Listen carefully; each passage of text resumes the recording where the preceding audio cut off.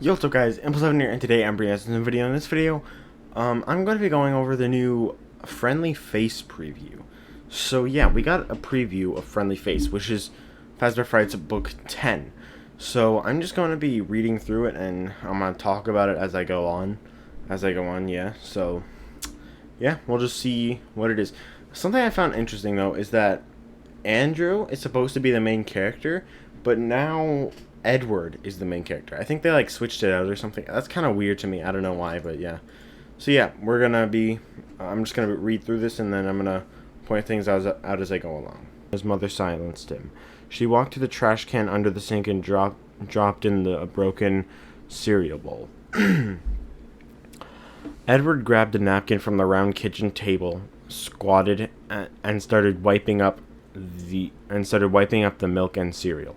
Edward, his mom held out a wet rag for him to use on the floor. He took it and started swiping it this way and that. His swift motions flung bits of cereal farther across the floor. His mom sighed again. Just leave it, I'll get it. Go brush your teeth, you're gonna miss the bus, okay? So I guess he's like going to school right now, I guess, something like that. Edward stood and seized the moment to apologize. Sorry, I don't know how that bowl fell. His mom opened her mouth, closed it, took a deep breath, and then reached out and ruffled his hair. He squirmed. He wished she wouldn't do that. It was like she couldn't tell the difference between eighth grade and 8. Okay. So Edward is in 8th grade right now. She still tried to treat him like a little kid, even though he'd been 13 for months. He was a teenager now. He needed her to get that. He looked at her tight face. Now probably wasn't the best time to try to explain it, though. Edward and his mom had been on their way for a long time, and for the most part they were close. They looked alike, too, which could be embarrassing. Even with the subtle makeup his mom wore, her hazel eyes, small nose, wide mouth, and strong jaw were almost mirror images of his own features. It was uncanny. His hair was the exact color of hers too, but his hair wasn't long enough to twist. Okay, well, my little science geek, his mom said, what was that question you were asking the other day about unstoppable forces?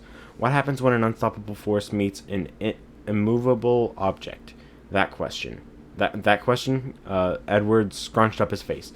What did the irresistible force paradox have to do with anything?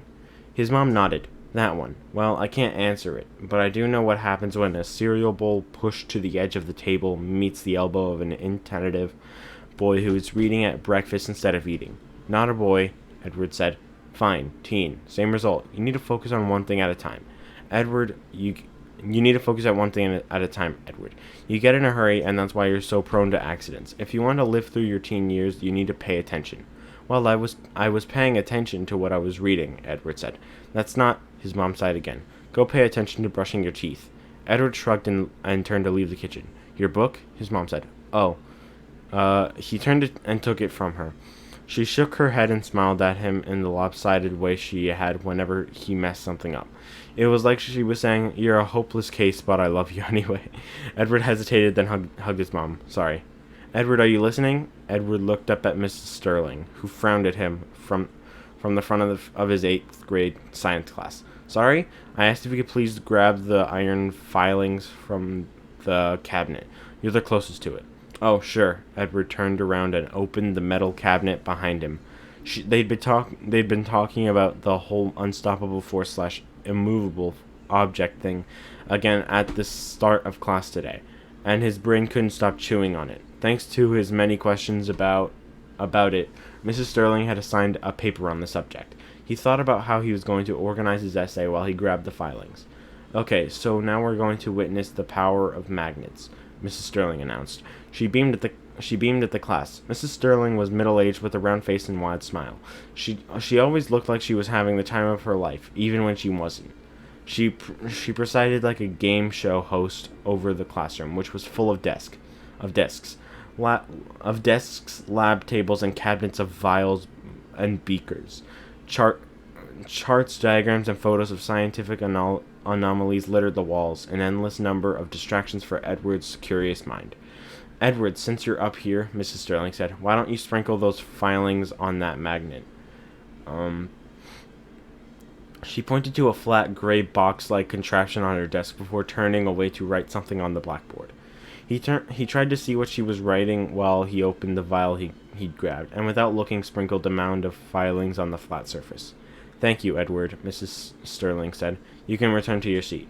Edward nodded and headed back to his desk. Okay, here we go. She flipped the switch on a fan that was set up in front of the magnet. Suddenly, the front of the class was pelted with tiny black particles, and everyone started to sneeze. Mrs. Sterling, being nearest to her desk, sneezed the hardest.